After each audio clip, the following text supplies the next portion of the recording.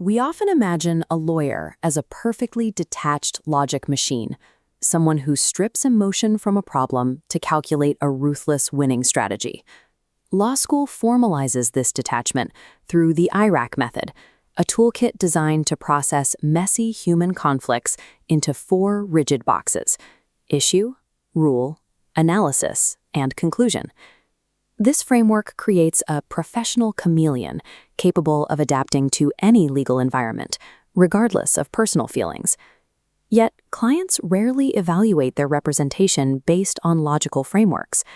Ask someone about the lawyer who handled their divorce or a custody battle, and they won't mention a mastery of the IRAC method. They look for a standard established in 1908 by the American Bar Association's Canons of Professional Ethics. Under Canon 15, the ABA declared that an attorney owes a client entire devotion and warm zeal. Warm zeal is a mandate to deploy the utmost of one's learning and ability to ensure that nothing is taken or withheld from a client except by the strict rules of law. This high-stakes advocacy requires an exhausting emotional wager, fighting for someone else's survival without holding a single drop of energy back. New York City Family Court serves as a brutal testing ground for that devotion, particularly in cases involving child abuse and neglect. The families in these courtrooms are often caught in a crushing web of systemic issues, including extreme poverty, severe addiction, and domestic violence. Representing these parents requires playing whatever hand you are dealt to the limit, using the law to protect a family's right to stay together against the immense weight of state intervention. In this environment, the lawyer functions as an unwavering barrier, standing between a vulnerable individual and the total collapse of their family life. There is a striking pattern in these high-stakes cases. Parents who have endured a lifetime of trauma often remain incredibly fierce and passionate when defending their children's rights. This outward ferocity rarely carries over to their own lives.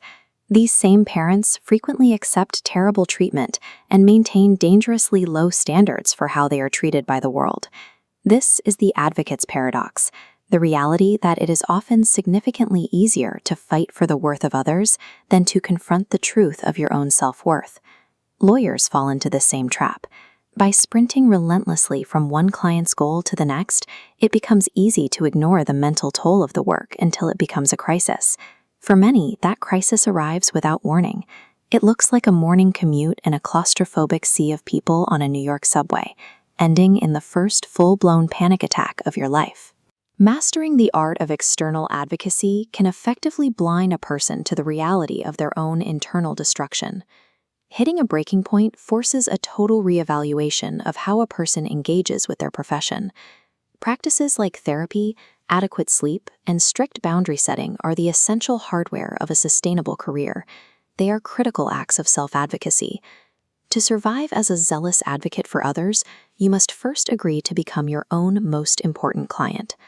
This tension between internal and external advocacy mirrors a larger struggle across society, where people realize that collective progress depends on the individual's demand for respect.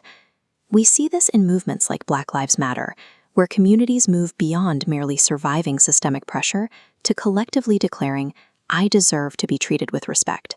I deserve the best too." The same shift drives movements where survivors of abuse transition from private endurance to a public, collective demand for personal respect and safety.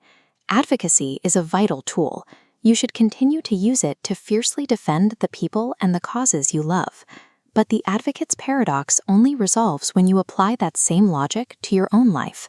You must demand the exact same level of warm zeal and devotion for yourself.